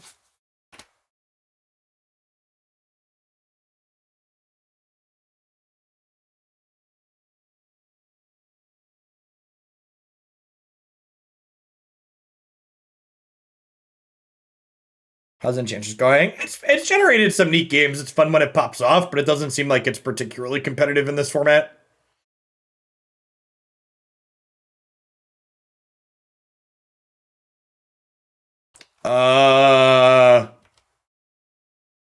Top. Trigger.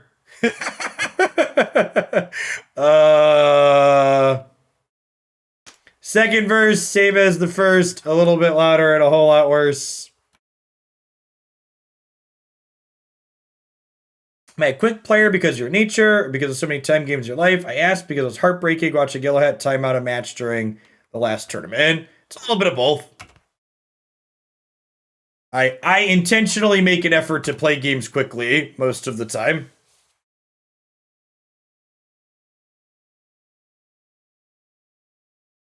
Yellow Hat is what we would describe as a very deliberate player in the biz.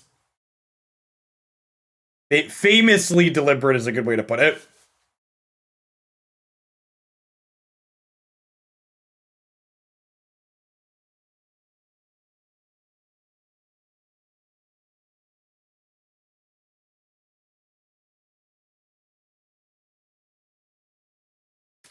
I certainly lose games because of my play rate with some consistency.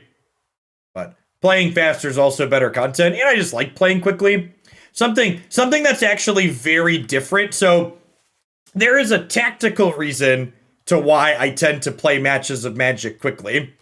And that is in paper Magic, something that's very common is your opponent will frequently try to match your rate of play or come close to it. So like if you are playing quickly in paper, it generally speeds your opponent up.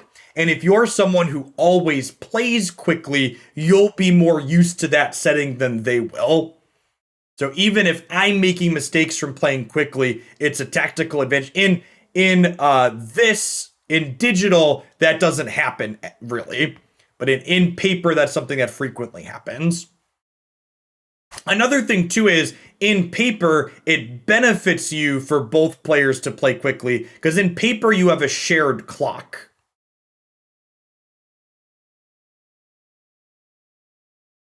One of the things I would frequently find myself saying For people that aren't familiar with my background, before I started streaming Magic full-time, I played a ton of tournament Magic.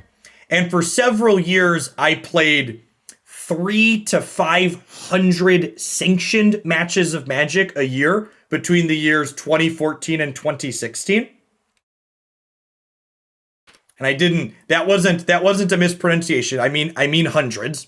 And in those, thousands of matches over the course of those few years, I can count on one hand, I believe it was 4, the number of times that I unintentionally drew a match of Magic. It didn't happen particularly often.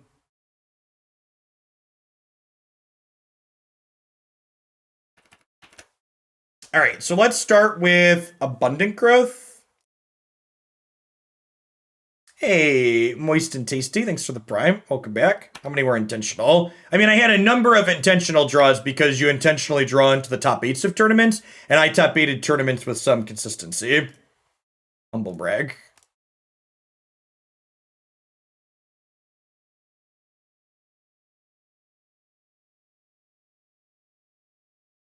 I think I need a preemptive veil. If they have a counterspell and they want to use it on this Prismatic Ending, that's fine.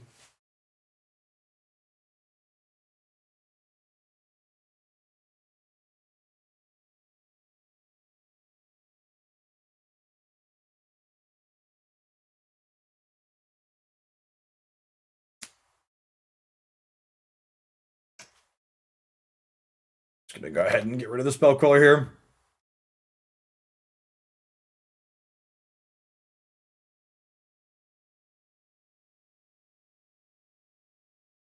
HG Lock, thanks for the 22 months. Welcome back. I mean, to be fair, one of the things that's great about digital Magic is I don't have to care when my opponent plays slowly here because my opponent largely just punishes themselves. There's some lag for content purposes, but if the clock becomes an issue for my opponent, it's only an issue for them. How many wins do I have with all those top 8s? I'm gonna give you 10 minutes to think about it. I bet you can figure it out.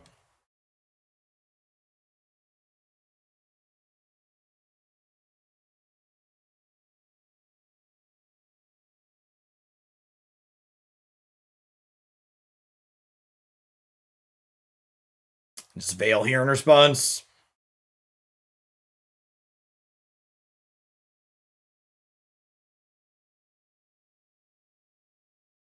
And then I think the play here is Sterling Grove, go get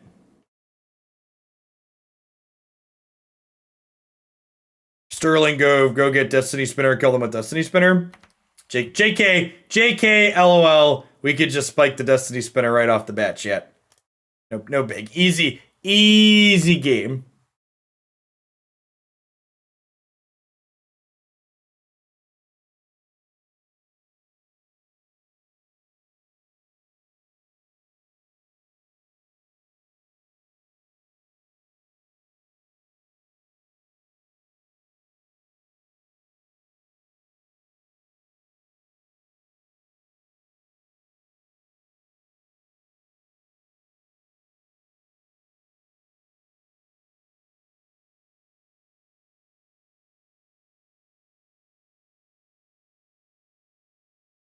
Oh, I guess I've tapped my lands in a way that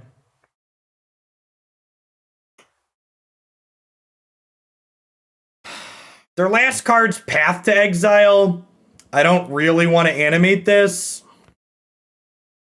I guess it doesn't really matter if they have a spell queller, right? Alright, YOLO, let's try and end this game. It's taking forever.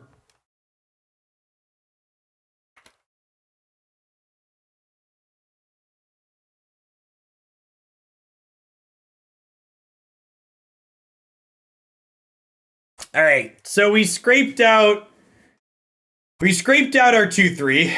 So I have a couple of takeaways from this league. The first is that believe it or not, the games where you have an Enchantress effect and the games where you don't are kind of night and day different. And while you have Sterling Grove to help you find these things, I feel like if I were to play this again, I would want to experiment with playing some amount of other cards that lets you find your Enchantress effects more consistently. Eldamri's Call is probably just the best one. Probably just the best one that you could have.